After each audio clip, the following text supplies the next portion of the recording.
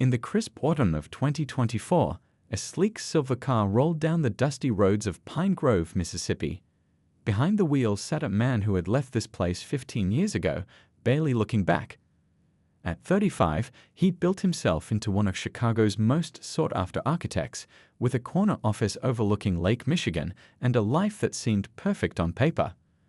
But here he was, drawn back by a letter that had arrived 3 weeks ago, its edges worn from how many times he'd unfolded and reread it.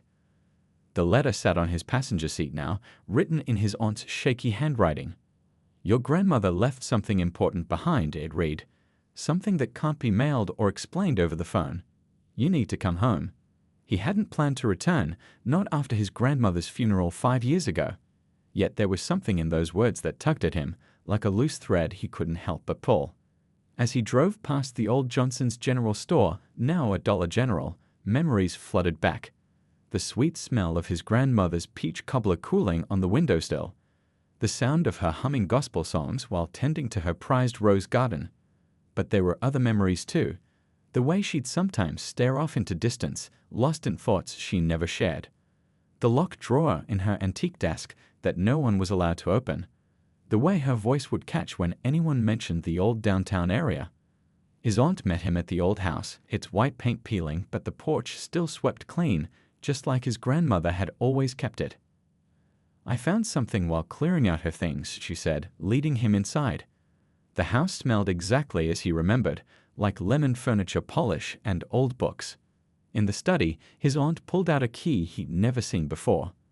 "Found this taped under her dresser drawer," she explained, hands trembling slightly as she fitted it into the lock of that forbidden desk drawer. "There's something you need to see." Inside lay a manila envelope, thick with age, and a leather-bound journal he'd never seen before. But what caught his eye was the photograph sitting right on top, yellowed and creased, but clear enough to stop his heart for a moment. It showed a street he barely recognized as Pine Grove's main road, lined with proud storefronts. Black-owned businesses, he realized, studying the faces in the image. Successful ones, judging by the well-dressed people and gleaming store windows. And there, standing in front of what appeared to be a prosperous bank, was his grandmother, younger than he'd ever seen her, but with that same straight-backed pride she'd carried all her life. "I don't understand," he said, looking up at his aunt. "This is downtown. When was this taken?" His aunt's eyes were bright with unshed tears. 1968, she said softly. "Before the night everything changed. Your grandmother never talked about it much, did she?" He shook his head, already reaching for the journal. He had a feeling his quiet weekend of sorting through old papers had just turned into something much bigger. What other secrets had his grandmother carried to her grave? And why did he have a feeling that uncovering them might shake this small town to its foundations? "There's more," his aunt said, pulling out another envelope. "Much more. But you might want to sit down for this part." Outside, the sun was setting over Pine Grove, casting long shadows across the porch where his grandmother had spent so many evenings in her rocking chair, watching the world go by with knowing eyes. He had a feeling he was about to discover exactly what she had been watching for all those years. As he opened the second envelope, his hands trembled slightly. Something told him that after tonight, nothing about his family's history or his hometown would ever look the same again. The journal's first page bore a single line in his grandmother's elegant handwriting: "Some truths can't stay buried forever. When you're ready to know, start here." He took a deep breath and began to read, unaware that his journey into the past was about to uncover a story far bigger than he could have imagined, one that would change not just his understanding of his family, but the entire town's perception of its own history. The old desk drawer creaked as it opened wider, revealing more than just the photographs he'd initially spotted. Stacks of carefully preserved documents, newspaper clippings, and more photos spilled out, each one telling a piece of a story that had been hidden for over 50 years. His fingers trembled as he spread the photographs across his grandmother's antique dining table. Each image showed a different storefront along what used to be Pine Grove's bustling black business district. There was the Richardson family pharmacy, its windows displaying neat rows of medicines and sundries. Next door stood the Crown Theater, its marquee advertising "Gone with the Wind" for 25 cents. The Pride and Joy Diner, famous for its sweet potato pie, occupied the corner spot. But it was the largest building that caught his eye. the Community Trust Bank. In every photo, his grandmother stood proudly at its entrance, wearing a neat business suit and a determined expression he'd never seen on her face before. The bank's windows gleamed, and a steady stream of well-dressed customers could be seen entering and leaving. "I had no idea," he whispered, more to himself and to his aunt who sat quietly nearby. "She never said a word about any of this." His aunt sighed deeply. "Your grandmother was the first black woman bank manager in 3 counties. That bank helped countless families buy homes, start businesses, send their kids to college. It was more than just a bank, it was hope made real." He picked up another photo, this one showing a group of people standing in front of the bank. His grandmother was there, along with several other business owners. They all wore expressions of quiet confidence, of people who knew they were making history. "The Business League," his aunt explained, pointing to the photo. "They met every Sunday after church to discuss ways to help our community grow. Your grandmother was their treasurer." As he continued sorting through the papers, a newspaper clipping from 1968 caught his eye. The headline read, "Mysterious Fire DST Rois Downtown Districts." Below it was a photo that made his heart sink, the same street he'd just been looking at, but now reduced to smoking rubble. "What happened?" he asked, though something in his gut told him this was no ordinary fire. His aunt's voice grew quieter. "That's what your grandmother spent years trying to prove. The official story was that it started in the diner's kitchen, but she trailed off, reaching for a leather-bound journal. She kept records. Everything she discovered, everyone she talked to. It's all in here." He opened the journal with care, his grandmother's familiar handwriting filling page after page. The first entry was dated just days after the fire. "They think they can bury the truth along with our dreams, but I will not rest until the real story is told. Our children and our children's children deserve to know what really happened that night." As he read on, a pattern began to emerge. The fire had started not in one place, but in 3 locations simultaneously. The fire department had been mysteriously delayed. Insurance claims were denied across the board. And in the weeks before the fire, several business owners had received threatening notes warning them to know their place. But there was something else. References to a hidden safe deposit box at the old bank site, one that his grandmother mentioned contained proof that could change everything. The current location was coded in a series of numbers and symbols he couldn't quite decipher. His aunt watched as he made notes, copying down dates and names. "You're going to look into this, aren't you?" she asked softly. He nodded, already feeling the weight of responsibility settling on his shoulders. She kept this secret for over 50 years, gathering evidence, waiting for the right time. "I think that time is now." Looking up from the journal, he noticed the sun had set, leaving the room in shadows. On the wall, his grandmother's old clock ticked steadily, marking time just as it had on that fateful night in 1968. Somewhere in this town, hidden beneath decades of silence and denial, lay answers to questions that had haunted his grandmother until her final days. "Tomorrow," he said, carefully closing the journal, "we start asking questions. There must be people still alive who remember that night. People who might be ready to tell the truth after all these years." His aunt squeezed his hand. "Be careful," she warned. "Some folks in this town prefer the past to stay buried." But as he looked again at the photo of his grandmother standing proud and determined in front of her bank, he knew there was no turning back. Whatever secrets lay hidden in Pine Grove's past, whatever forces had tried to erase this chapter of history, the time had come for truth to see the light of day. Little did he know, his grandmother had left him more than just documents and photographs. She'd left him a map to uncover a conspiracy that would shake Pine Grove to its very foundations and change his understanding of both his family legacy and his hometown forever. As he prepared to leave for the night, he carefully packed the journal and photographs into his briefcase. Tomorrow would bring new discoveries, new challenges, and quite possibly new dangers.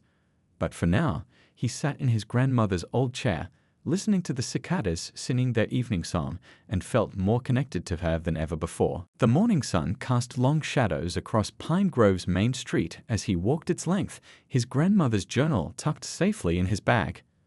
The modern storefronts looked nothing like the vibrant businesses in those old photographs, but he could almost see the ghosts of what used to be: the proud bank, the bustling diner, the packed movie theater. His first stop was the Pine Grove Senior Center, where several elderly residents gathered each morning for coffee and conversation. As he pushed open the glass doors, the chatter inside quieted slightly. A few familiar faces turned to look at him, recognition dawning in their eyes. "Well, look who's come home," called out an elderly man, his cane propped against a nearby chair. "You're looking more like your grandmother every day." The man had been Pine Grove's postmaster for over 40 years. If anyone knew the town's secrets, it would be him. Over cups of coffee that grew cold as they talked, stories began to emerge, hesitant at first, then flowing more freely. That night in '68, the former postmaster said, lowering his voice, "I was working late, sorting mail. Heard the fire trucks, but something wasn't right. They took the long way around town, didn't they?" By the time they got there, he shook his head, hands trembling slightly as he reached for his coffee cup. A woman in her 80s, who'd been quietly listening, spoke up. "My husband worked at the fire station back then. The chief told them to wait, said there was another emergency across town. But there wasn't any other emergency, never was." As more people joined the conversation, a disturbing pattern emerged. The fire hadn't just destroyed buildings, it had crushed dreams, erased generational wealth, and scattered families to the winds. But the most shocking revelations came from a retired courthouse clerk. "2 days before the fire," she whispered, glancing around nervously, "I saw something I wasn't supposed to see. The mayor and some businessmen from the white part of town, they were meeting after hours. They had maps of the business district spread out on the table. I heard them talking about taking care of the problem." He felt his heart racing as he jotted down notes. His grandmother's journal had hinted at a conspiracy, but hearing these first-hand accounts made it all too real. The clerk mentioned names, prominent families who still held power in Pine Grove, whose descendants now sat on the town council and ran the largest businesses. But there was more. An elderly man who'd worked as a night watchman recalled seeing several cars parked behind the businesses that night, hours before the fire started. He'd written down license plate numbers, information that had mysteriously disappeared from the police reports. "Your grandmother," the former postmaster said, "she knew all of this. She kept records, gathered evidence. But back then, who would have listened? Who would have believed?" As the morning wore on, more residents drifted in, each with their own piece of the puzzle. Some brought old photographs, others shared letters they'd kept hidden for decades. One woman even produced a crumbling map of the old business district, marked with strange symbols that matched the ones in his grandmother's journal. But it was a former bank teller who provided the most intriguing lead. "The night before the fire," she said, her voice barely above a whisper, "your grandmother stayed late at the bank. She was moving something into the vault, something important. The next morning, everything was gone, but there was a second vault hidden behind the main one. Only she knew the combination." He felt his pulse quicken. The coded numbers in his grandmother's journal, could they be the combination to this hidden vault? And if so, what proof had she locked away all those years ago? As he left the senior center, his notebook full of new information, he noticed a sleek black car parked across the street. The driver was watching him intently through tinted windows. When he looked again, the car was gone.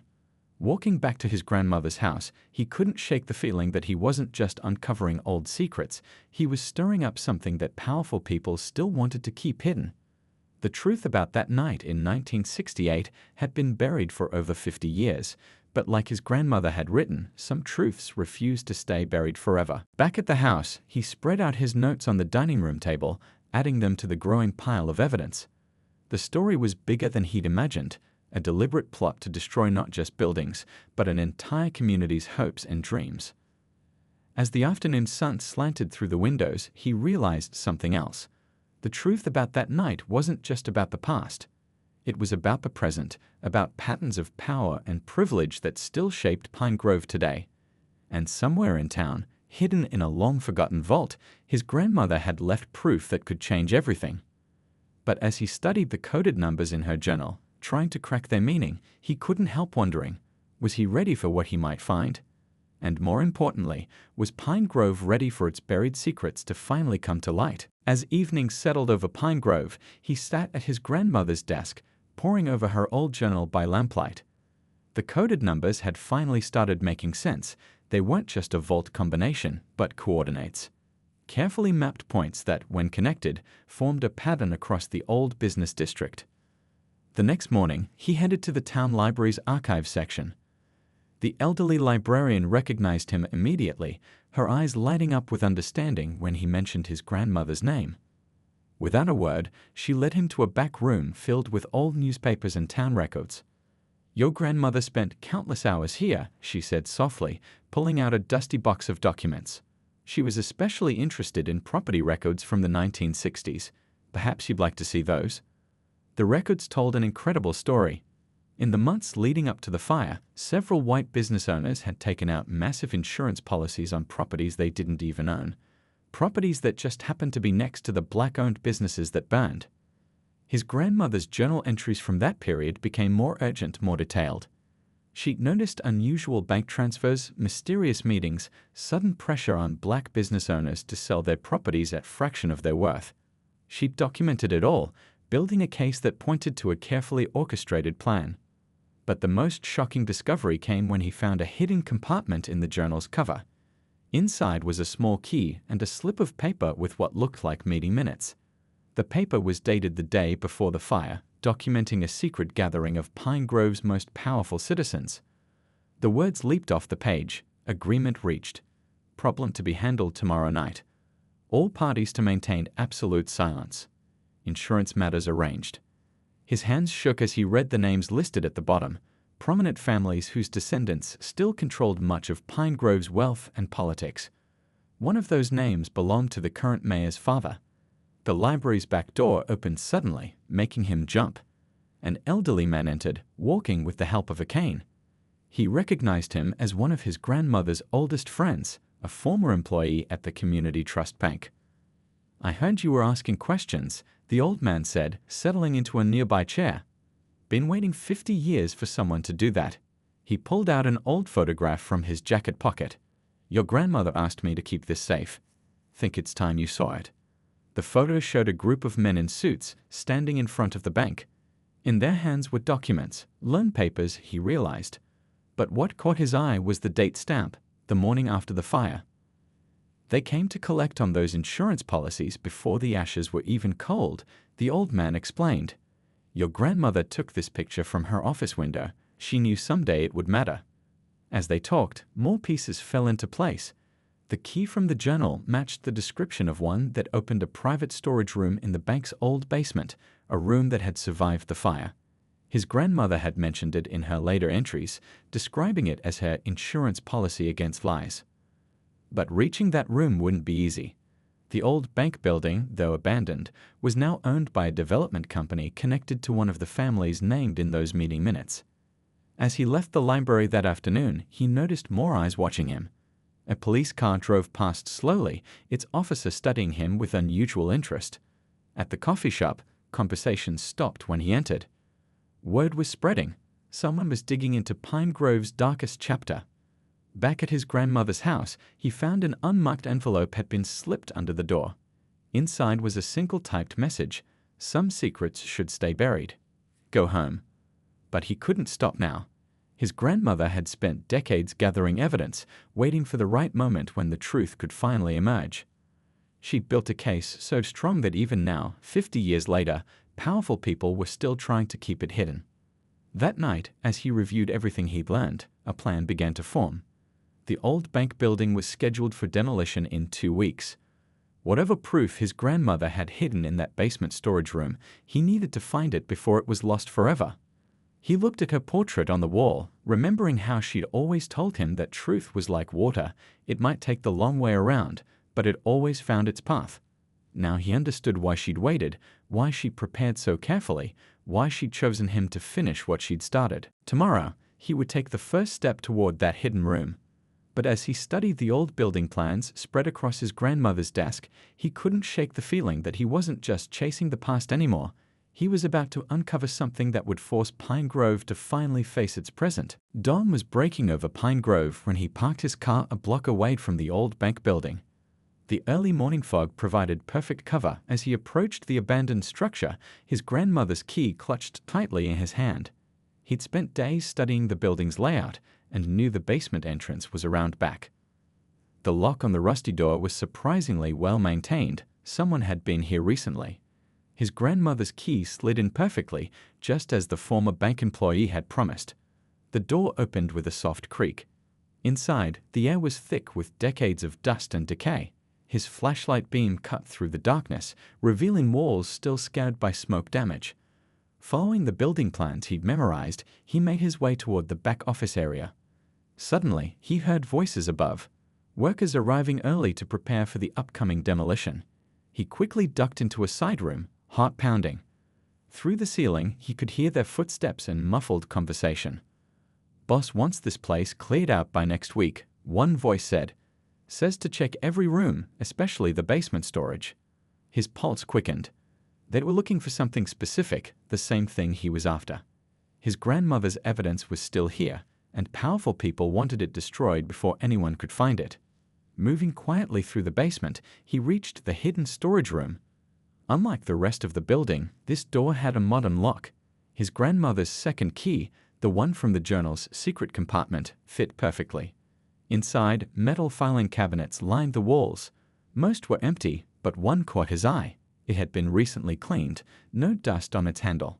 Inside, he found folders filled with documents, photographs, and what looked like ledger books. As he began reading, the true scope of the conspiracy unfolded.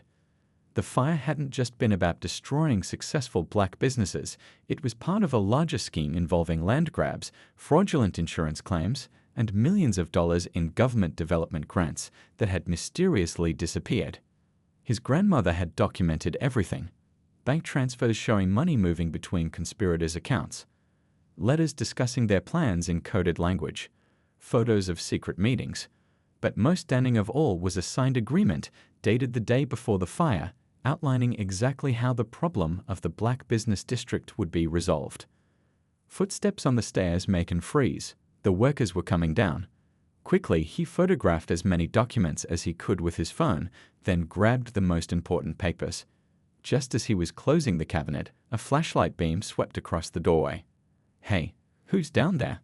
He slipped out through a different door his grandmother had marked on the plans, an old cold chute that led to the alley. Behind him, he could hear shouts and running feet. Safely back at his grandmother's house, he spread out the documents on her dining room table. The evidence was overwhelming. Not only did it prove the conspiracy behind the fire, but it showed how that same network of power and corruption had shaped Pine Grove for decades afterward. His phone buzzed, a text from an unknown number. "Last warning. Walk away now." Instead of frightening him, the threat strengthened his resolve. His grandmother hadn't spent decades building this case just to have it buried again. But he knew he couldn't expose the truth alone. He called the retired courthouse clerk who'd helped him earlier. "I need to get a message to some people," he said. "People who lost everything that night. It's time they knew the truth." That afternoon, in the back room of the local diner, he met with children and grandchildren of the original business owners. As he shared his grandmother's evidence, there were tears, anger, but most of all, determination. "They thought they could erase our history," one woman said, holding a photo of her father's destroyed shop. "But they didn't count on your grandmother's courage or her patience." Together, they formed a plan. The evidence wouldn't just expose the past, it would force the town to make things right. The stolen insurance money, the disappeared grant funds, the undervalued property settlements, all of it had to be accounted for. As the sun set over Pine Grove that evening, he stood on his grandmother's porch, watching cars pull up. More and more people were arriving, drawn by the promise of long-delayed justice. His phone kept buzzing with threats, but he ignored them. Tomorrow, they would take their case public. The truth his grandmother had protected for so long would finally see the light of day. Pine Grove would have to face its past, and the powerful families who had shaped its present would have to answer for their actions. Looking at the gathering crowd, he understood why his grandmother had waited, why she'd built her case so carefully, why she'd chosen this moment for the truth to emerge. Some secrets weren't meant to stay buried forever. Sometimes justice just needed time to find its way home. The morning of the town council meeting arrived with an unexpected ally. A young woman approached him on the courthouse steps. She was the granddaughter of one of the men named in the conspiracy documents. Her eyes were determined as she handed him a USB drive. "I found these in my grandfather's study after he passed," she said quietly. "Letters, photos, records of payments. I've been waiting for someone brave enough to bring this to light. My family's wealth was built on that night's destruction, and I can't live with that anymore." Inside the courthouse, the council chamber was packed. News of the evidence had spread through town like wildfire.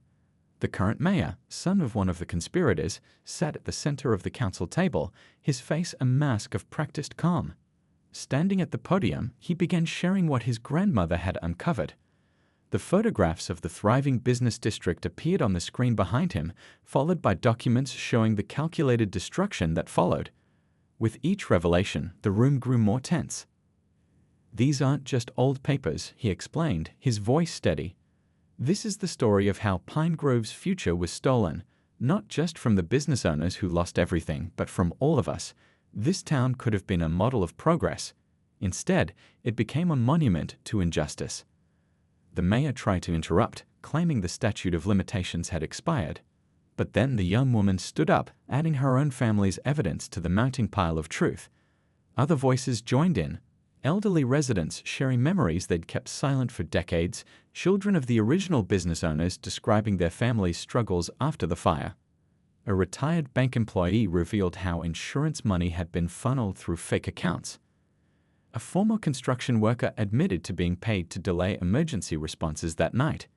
Each testimony built upon the last, creating an undeniable picture of orchestrated destruction. But the most powerful moment came when he played a recording found in his grandmother's things, the voice of a now-deceased council member confessing his role in the conspiracy. The man's words echoed through the chamber. "We were wrong. God help us, we were so wrong." The mayor's composure finally cracked. "What do you want?" he demanded. "This happened 50 years ago. What's done is done." "We want justice," came the calm reply. "Not revenge, justice. The stolen insurance money with 50 years of interest. The development grants that disappeared. The true value of the properties that were taken. And most importantly, we want the truth acknowledged and taught in our schools." He laid out a detailed proposal, a trust fund to support new black-owned businesses in Pine Grove, scholarships for descendants of the original business owners, and a memorial recording both the district's achievement and its destruction. The council chamber erupted in discussion. Some demanded immediate action, others called for more investigation. But no one could deny the evidence before them. Decades of careful documentation had finally brought truth into the light. As the meeting stretched into evening, unexpected supporters emerged. Young business owners offered to help establish the trust fund. Teachers volunteered to develop curriculum about the town's true history. Even some descendants of the conspirators stood up to support making amends. The mayor, seeing the tide of public opinion, finally conceded. A commission would be formed to implement the proposed changes. The truth would be officially acknowledged. Pine Grove would begin the long process of healing its deepest wound. Outside the courthouse, people gathered in small groups, talking quietly about what they'd witnessed. The young woman who'd brought her grandfather's evidence touched his arm gently. "Your grandmother would be proud," she said, "not just of exposing the truth, but of how you did it, seeking justice, not vengeance." Looking at the old bank building in the distance, scheduled for demolition next week, he felt a deep sense of completion. His grandmother had spent decades gathering puzzle pieces, waiting for the right moment when truth could lead to healing rather than more division. That night, sitting on his grandmother's porch, he watched as cars drove past slowly, their occupants looking at the house with new understanding. The truth had finally emerged, not in a burst of anger, but in a way that offered hope for real change. His phone buzzed with messages, not threats this time, but offers of support, thanks, and commitments to help make things right. Pine Grove would never be the same. But maybe, just maybe, it could become something better than it had ever been. In his grandmother's journal, on the very last page, he found words that seemed written for this moment. "Truth is patient. It waits for hearts to be ready to hear it. When that time comes, truth can heal what lies broke apart." 1 year later, Pine Grove had transformed in ways few could have imagined. The old bank building, once slated for demolition, now housed a community center and museum dedicated to preserving the truth about the town's history. The walls told two stories, the pride of what was built and the painful reality of how it was destroyed.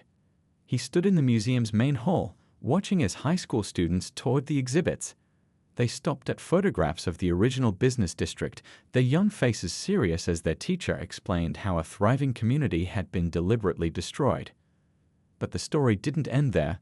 The exhibits also showed how truth had finally emerged and how the town had chosen healing over continued denial.